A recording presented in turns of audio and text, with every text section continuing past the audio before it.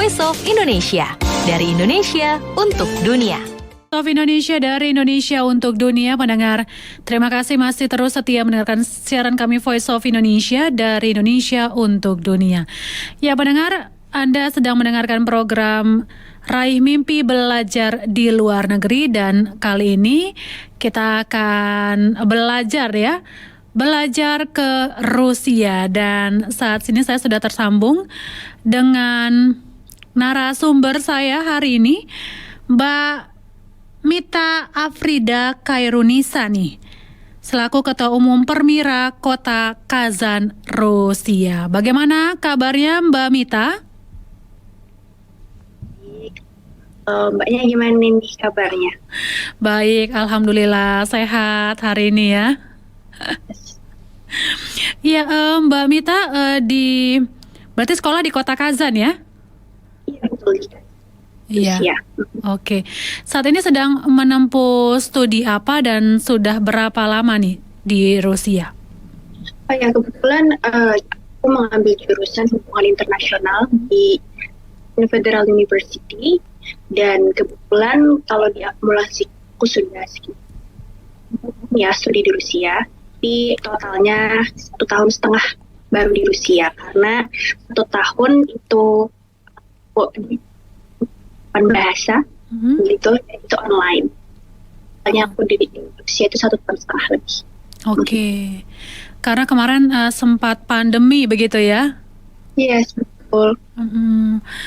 Jadi hubungan internasional ini beasiswa atau secara mandiri nih untuk sekolahnya?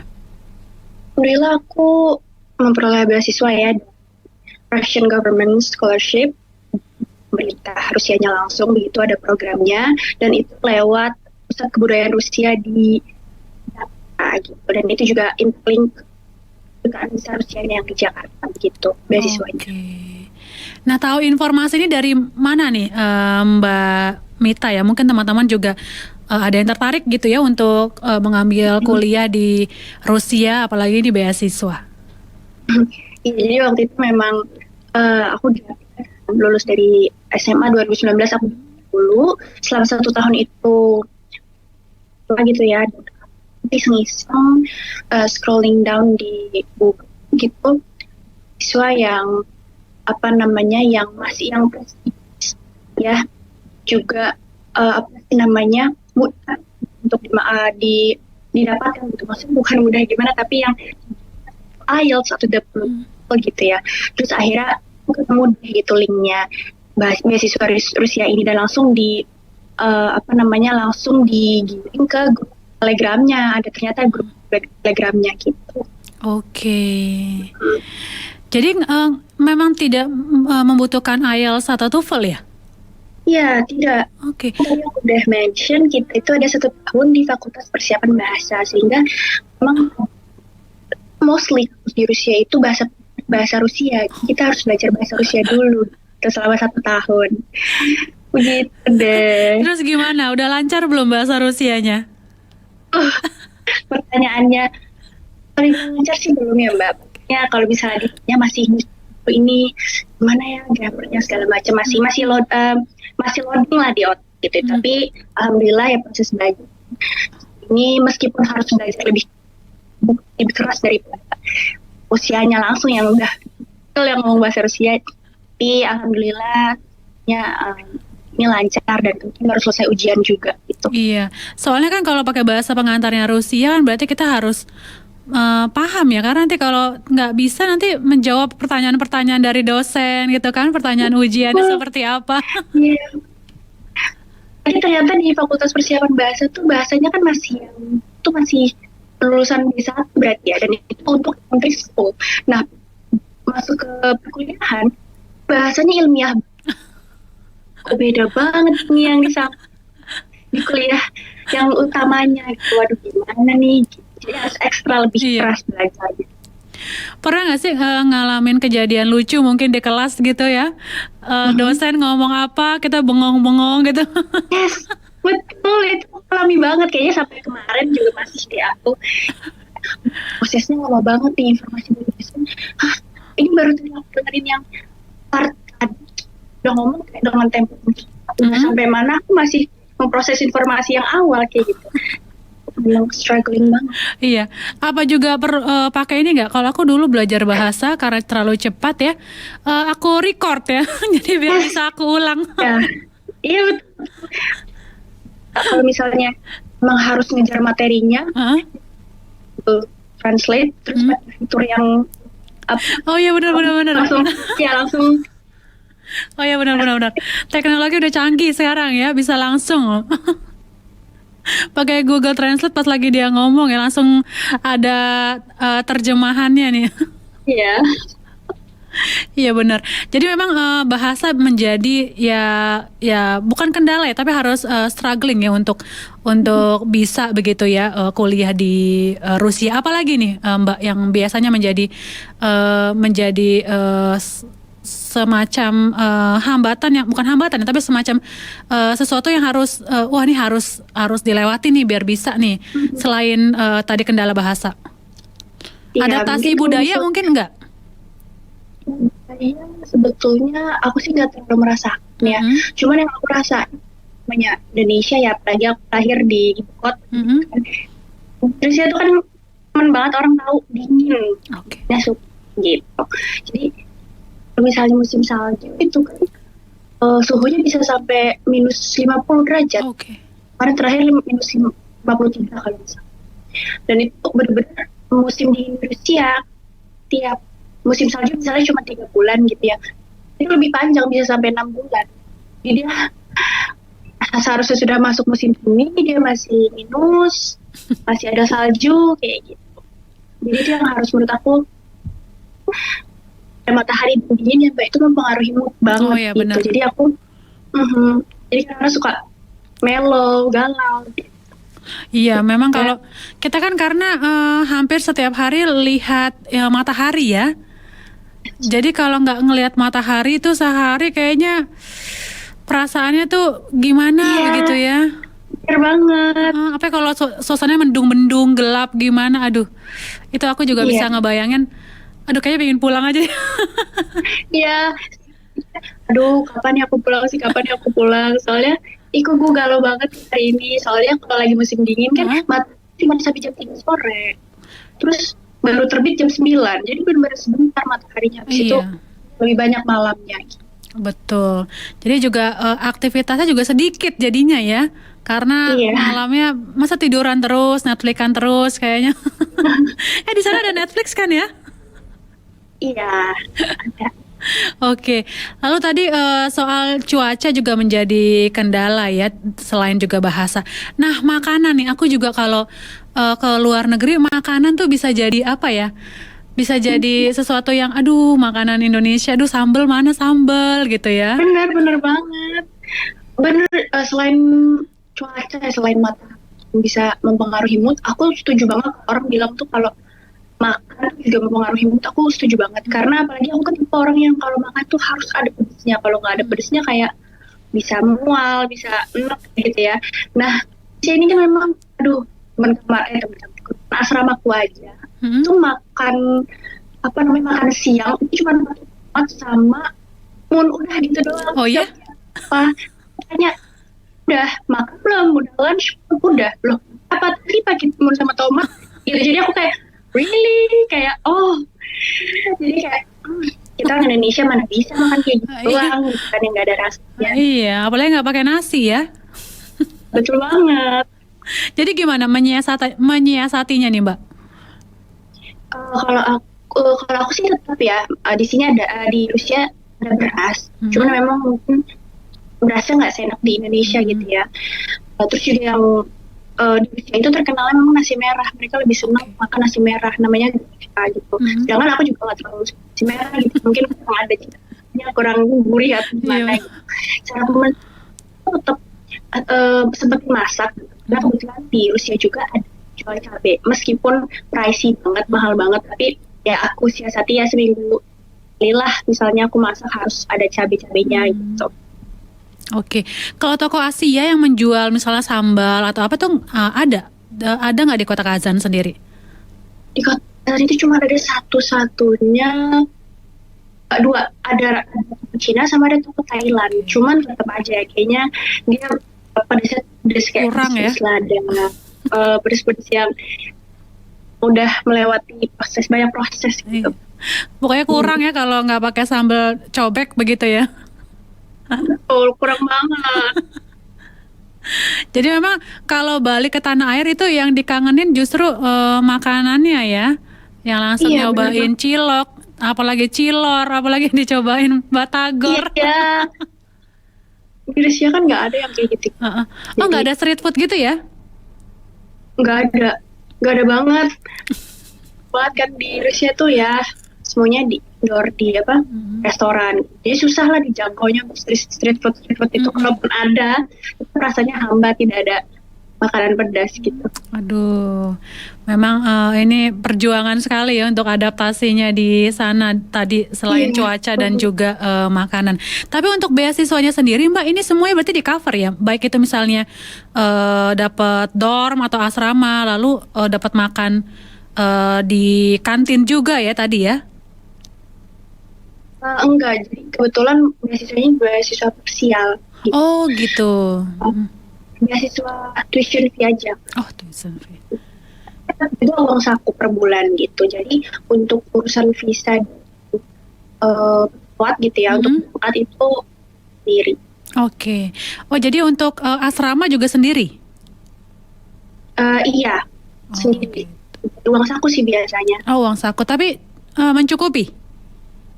Kalau uang saku sih, kalau kita bisa bilang ya untuk asrama, terus misalnya untuk makan untuk 2 minggu biasanya masih mencukupi. Jadi tetap harus mungkin jajan atau cari sponsor gitu untuk begitu. Oke, mungkin bisa chat orang tua ya kalau kurang. Ya gitu deh, sponsor abadi gitu kan dari orang tua. Kurang nih. Oke.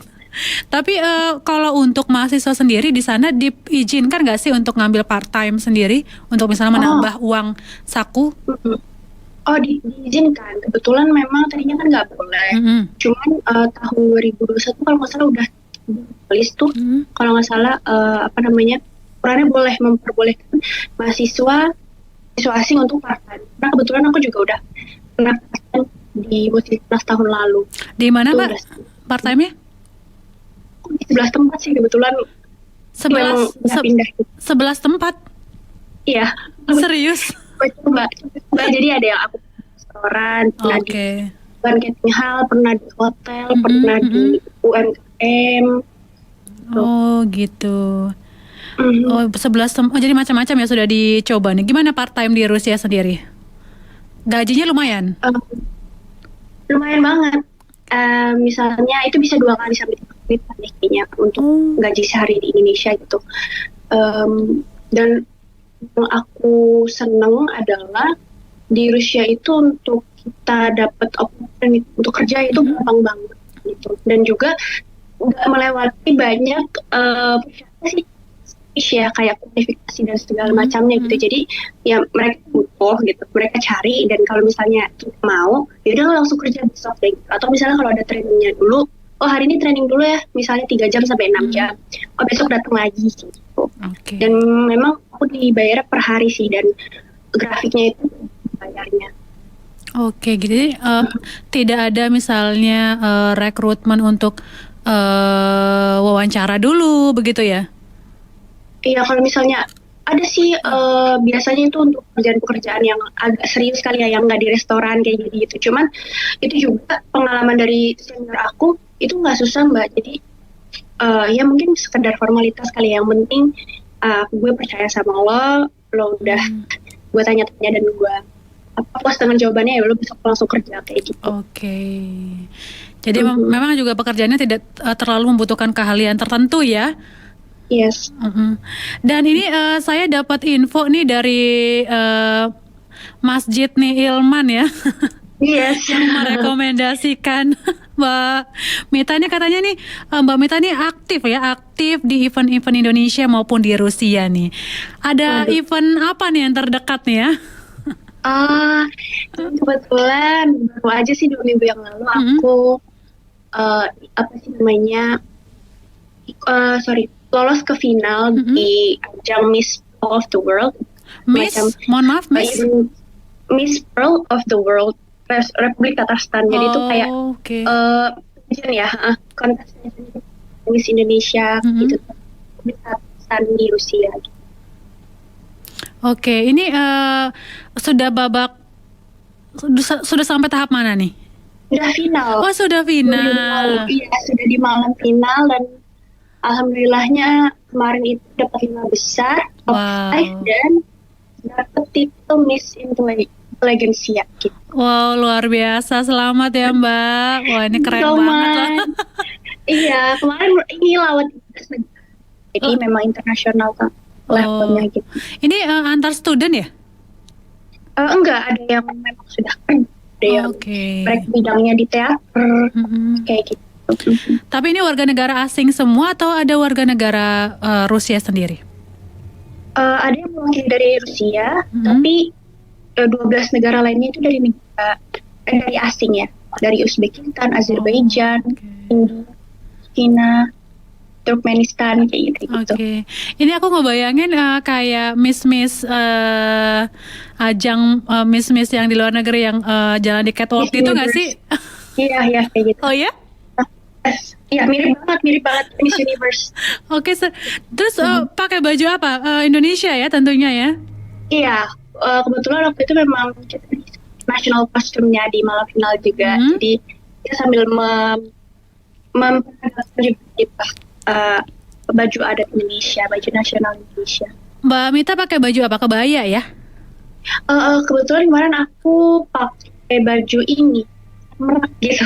Apa? Aku minta. Baju apa? Merak, baju merak. Oh, merak itu dari provinsi Jawa Barat. Oh, pakai baju merak dari provinsi Jawa Barat. Wah, aku belum kebayang ya. Nanti mungkin aku googling ya baju merak tuh kayak gimana. Sama kalau Jawa Barat tuh kayak baju-baju kebaya gitu ya. Iya. Oke. Dan itu dijelaskan ya, misalnya kita menggunakan baju apa, item-itemnya aja. Apa, gitu. Dan ini dalam bahasa Rusia atau Inggris bisa? Bilingual. Jadi kan ada tahap interviewnya juga. Terus juga electoral stage ditanya juga. Jadi ditanya dalam bahasa Rusia.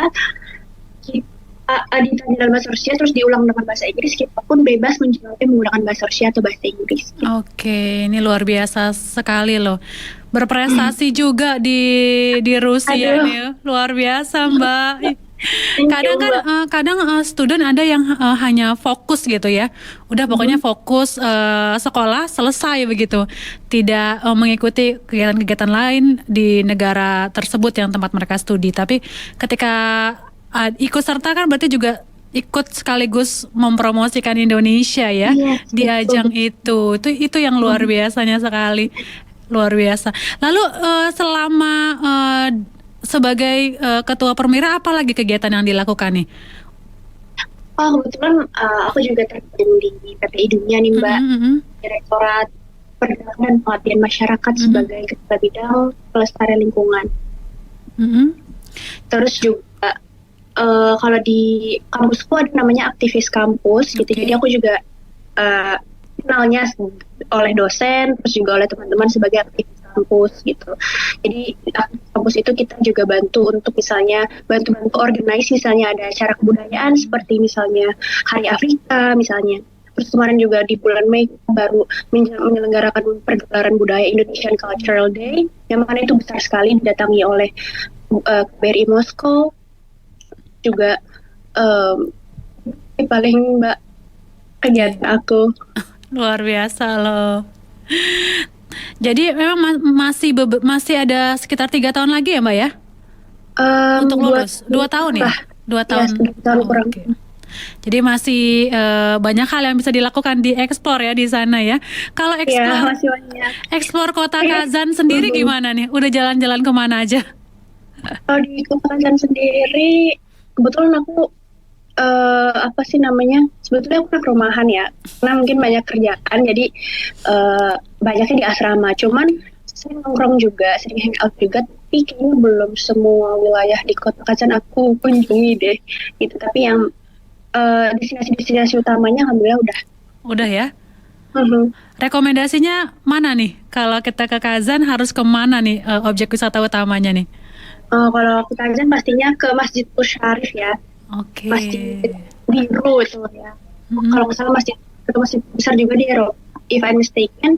Terus juga ke kalau dari aku kemarin kebetulan aku baru aja nyebrang pulau. Jadi sebetulnya aku tuh di Indonesia nggak pernah naik kapal, tapi makanya pengalaman naik kapal ternyata di Rusia gitu. Jadi kemarin kita baru aja nyebrang pulau, namanya Pulau Pechersky.